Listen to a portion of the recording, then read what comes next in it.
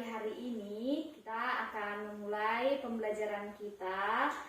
Tapi sebelumnya Ibu tanyakan dulu, apa kabar semuanya? Kalau Ibu tanya, apa kabar? Jawabnya luar biasa, yes, yes, yes. Nah, coba ya, apa kabar semuanya?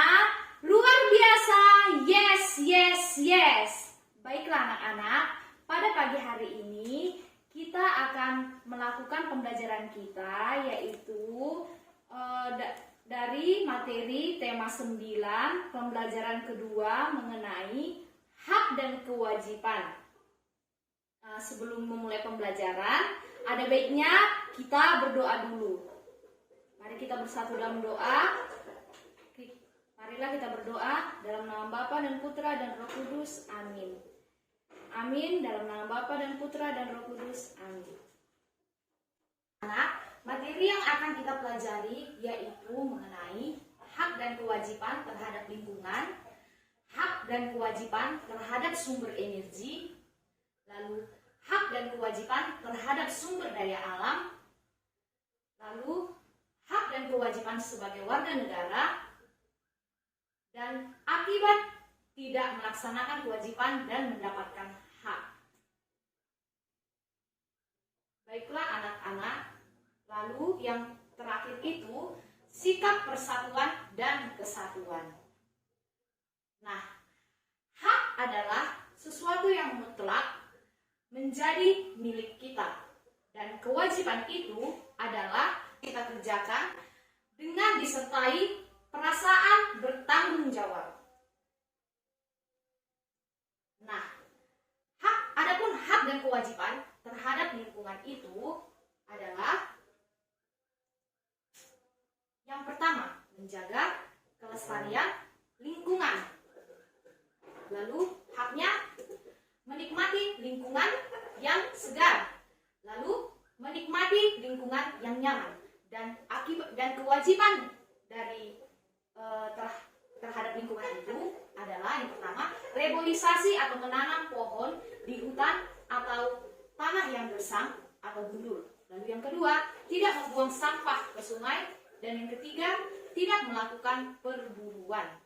Dan yang perburuan, maksudnya perburuan ini perburuan liar ya, jadi menebang hutan secara bebas. Nah, itu. Lalu yang keempat, menanam pohon di sekitar pekarangan. Itu adalah kewajiban kita biar tidak terjadi globalisasi dan lingkungan kita menjadi asri. Dan yang terakhir itu membersihkan lingkungan dari sampah, ya. Tidak terjadi banjir ya. Lalu hak dan kewajiban terhadap sumber energi. Nah, hak kita terhadap sumber energi itu adalah yang pertama, kita berhak mendapatkan dan mengelola energi diperbolehkan selama tidak melanggar undang-undang dan merugikan orang lain. Lalu kewajiban kita terhadap sumber energi itu yang pertama, menghemat energi dan menggunakannya itu seperlunya saja. Jangan menggunakan energi itu kalau tidak diperlukan. Misalnya pada siang hari kita udah tahu terang, tapi kita masih menghidupkan lampu ya.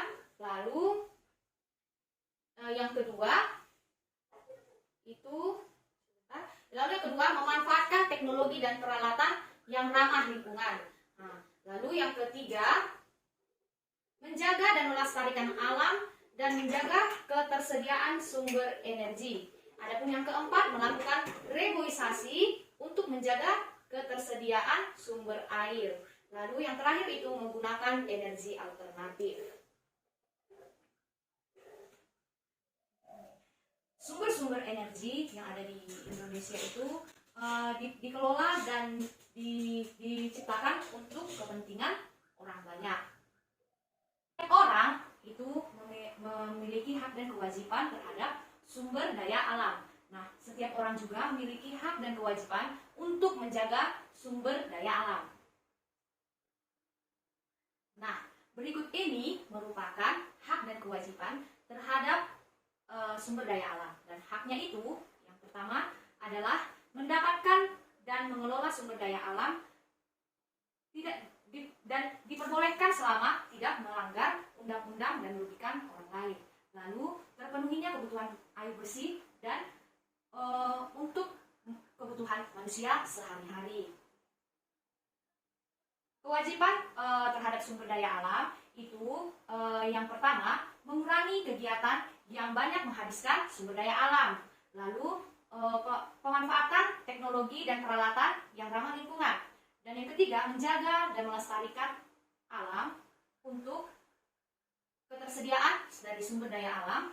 Dan yang keempat melakukan reboisasi untuk menjaga ketersediaan sumber daya alam terutama air.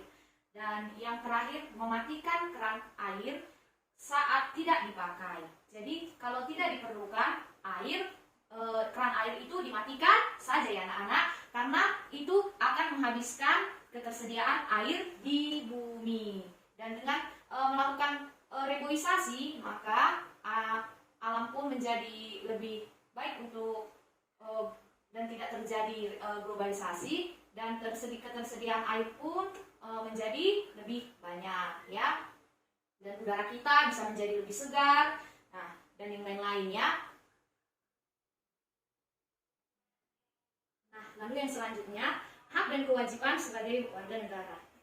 Karena banyak cara yang kita lakukan untuk menunjukkan rasa cinta terhadap tanah air dan rasa bangga kita terhadap menjadi warga negara. Salah satu contohnya itu adalah dengan pada saat kita berjalan di lalu lintas, kita itu wajib menaati peraturan yang ada di lalu lintas. Nah, berikut ini yang merupakan hak kita menjadi warga negara. Yang pertama itu menikmati persamaan, kedudukan, dan kepastian di muka hukum dan pemerintahan. Jadi kalau di dalam hukum, kalau kita salah, ya kita tetap salah. Dan kalau kita benar, dan semua orang dan kita bisa menjadi benar. Nah, jadi semua orang Indonesia itu wajib mendapatkan kedudukan yang sama seperti itu di muka umum dan di dalam pemerintahan. Lalu yang kedua, menikmati hidup yang layak. Jadi setiap warga Indonesia itu sama-sama menikmati hidup yang layak di dalam negara ini. Lalu yang ketiga, membela negara. Nah, kalau ada negara lain yang mengejek negara kita, misalnya menghina negara kita, nah kita wajib mempunyai hak untuk membela negara kita. Lalu yang keempat, mengeluarkan pendapat. Setiap orang-orang di Indonesia itu memiliki hak untuk mengeluarkan pendapatnya. Jadi tidak ada larangan pada setiap warga Indonesia itu untuk menyatakan pendapatnya atau mengeluarkan pendapatnya.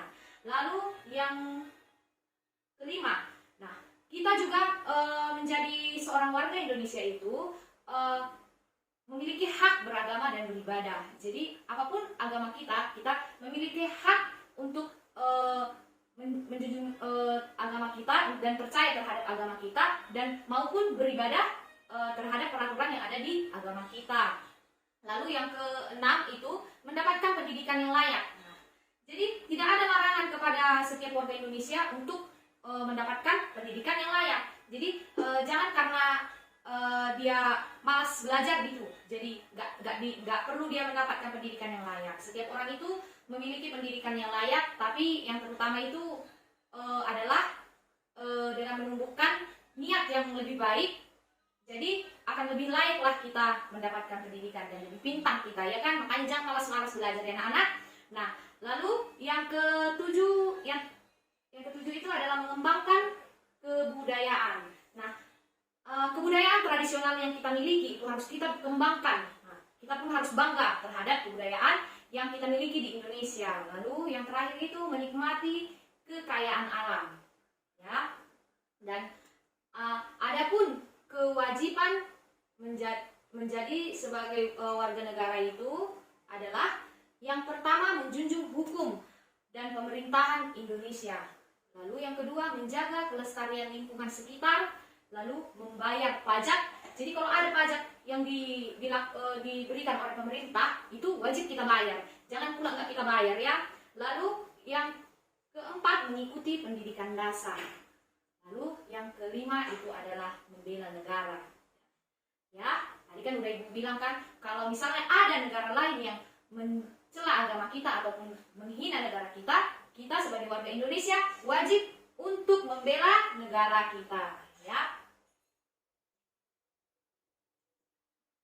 Tadi juga Ibu katakan kita wajib mengikuti pendidikan dasar. Nah, pendidikan dasar itu adalah mulai dari tingkat SD, SMP, sampai SMA. Supaya kita mendapatkan pengetahuan yang lebih baik lagi. Dan supaya kita tidak mudah untuk dibohongi ataupun dibodoh-bodohi oleh orang lain yang tidak menyayangi kita ataupun menginginkan kita untuk hancur, ya, menjadi anak yang tidak bisa membanggakan orang tua misalnya, dan tidak taat pada peraturan pemerintah misalnya, ya.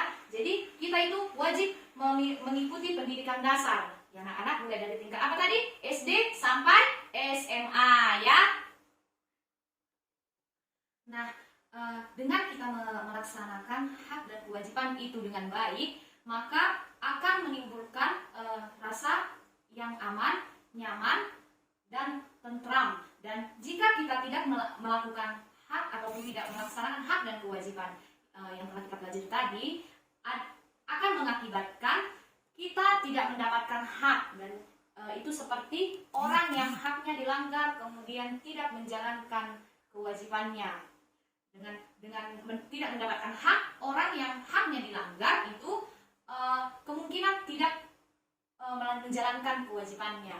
Dan akibat dari tidak menjalankan kewajiban itu adalah orang yang melaksanakan kewajibannya, maka orang yang tidak melaksanakan kewajibannya maka tidak berhak mendapatkan haknya, ya.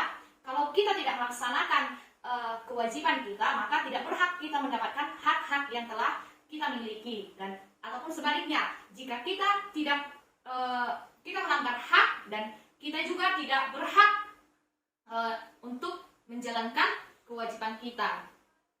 Jadi kalau haknya dilanggar, kemungkinan manusia itu tidak akan menjalankan kewajibannya, ya.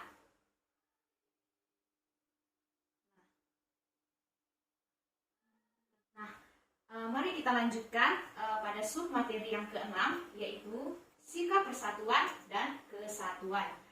Nah, sikap persatuan dan kesatuan itu merupakan perwujudan dari pelaksanaan hak dan juga kewajiban.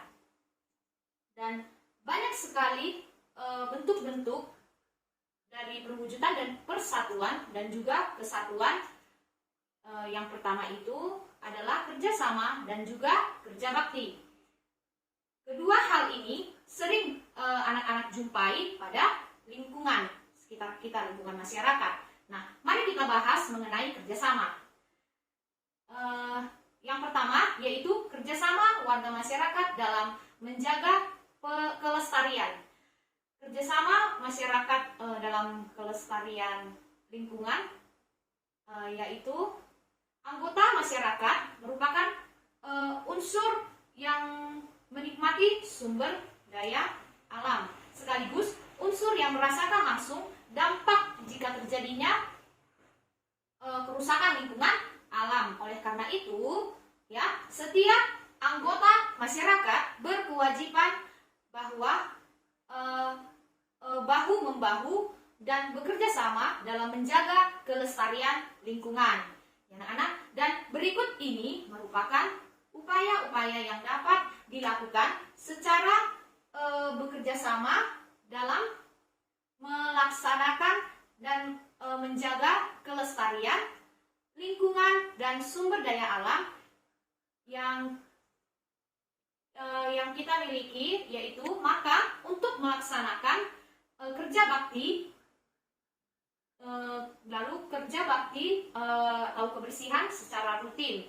Nah, dengan cara kita melakukan kerjasama untuk melaksanakan kerja bakti dan kebersihan secara rutin, maka kelestarian alam kita pun akan terjaga, ya. Kelestarian lingkungan kita pun akan menjadi terjaga, ya.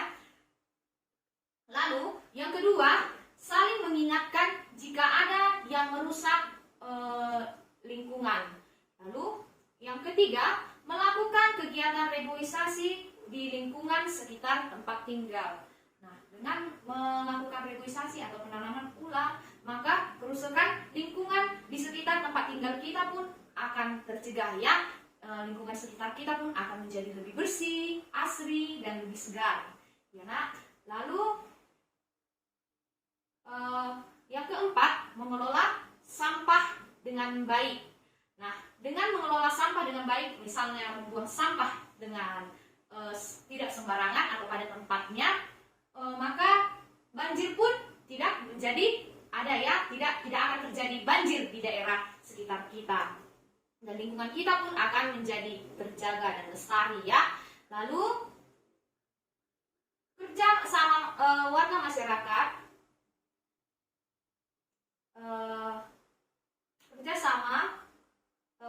warga masyarakat dengan pemerintah dalam menjaga kelestarian lingkungan. Itu ada kerjasama antara masyarakat pemerintah yang dapat dilaksanakan dengan menetapkan dan melaksanakan peraturan dan program-program lingkungan hidup. Dan berikut ini adalah upaya yang didapat pemerintah dalam menjaga kelestarian lingkungan. Yang pertama itu adalah memberikan sanksi yang sepadan kepada perusak lingkungan. Jadi kepada manusia yang merusak lingkungan sekitar kita, ada baiknya untuk diberikan sanksi agar manusia tidak seenaknya saja untuk merusak alam lingkungan kita ya.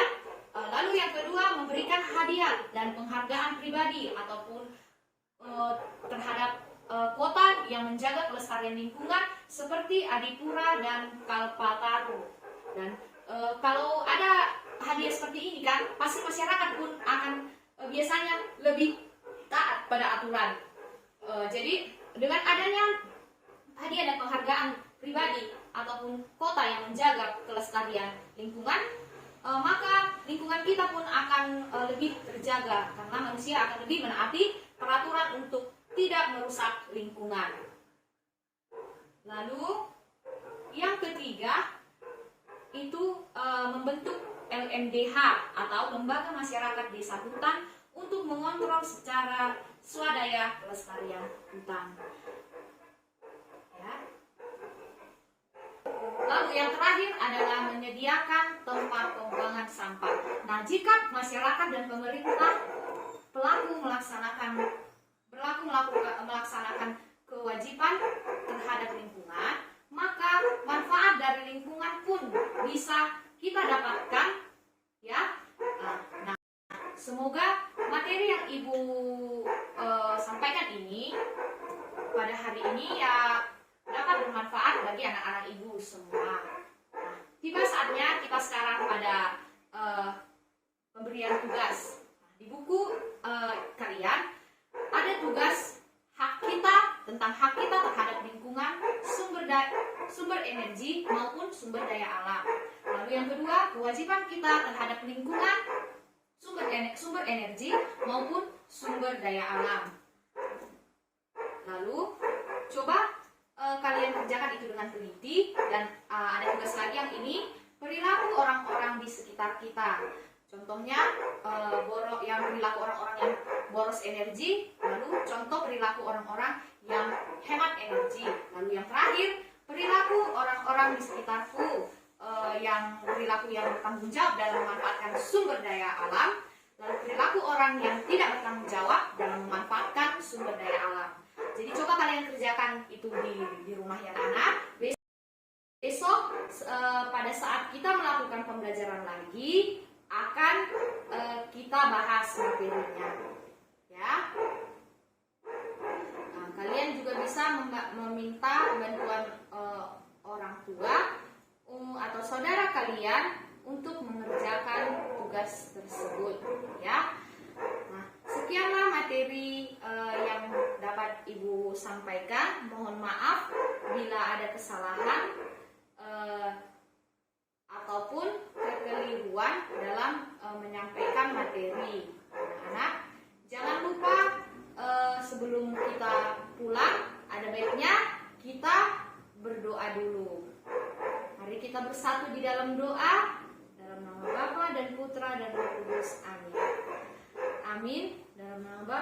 Putra, dan Roh Kudus. Amin. Baiklah anak-anak, demikianlah pembelajaran kita. Sampai jumpa.